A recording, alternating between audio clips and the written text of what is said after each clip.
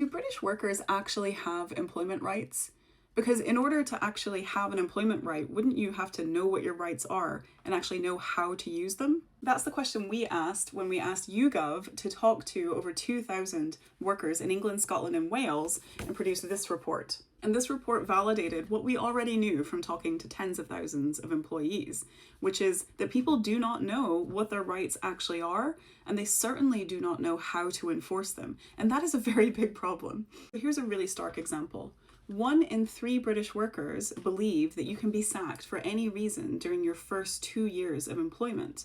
That is definitely not true, and it also means that a lot of people can get away with a lot of stuff as long as 1 in 3 workers believe that that is the case. We also listed out different types of discrimination warning signs to see how many people would be able to recognize them as discrimination, and less than half of British workers correctly identified those as discrimination issues. Less than half of British workers also were able to identify what could count as a disability, including not recognizing that cancer, sciatica, anxiety, and things like that could count as a disability. But let's say that they did. Let's say that the worker knew what their rights were and they wanted to do something about it.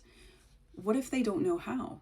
Only 11% of British workers said that they knew what the Employment Tribunal was and knew how you were supposed to use the system. Nearly 40% of 18 to 24-year-olds had never even heard the term Employment Tribunal before. And most concerningly, only 5% of the British working public, 5 out of every 100 people, know what their deadline is for making a claim and exactly how long it has to be before they claim. And this is not the fault of British workers, by the way. This is definitely not their fault. They're going to work, they are relying on their employer and their government and their social services to explain to them what their rights are, and then they're doing their best and they're Googling around and they're trying to figure this out.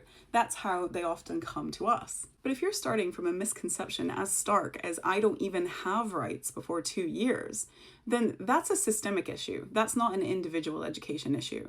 This report is now available for free on the VALA website. The link is in the bio, and you can also find it under the resources section of our website. I would highly encourage you to go and look at the whole thing, and we would love to hear what you think.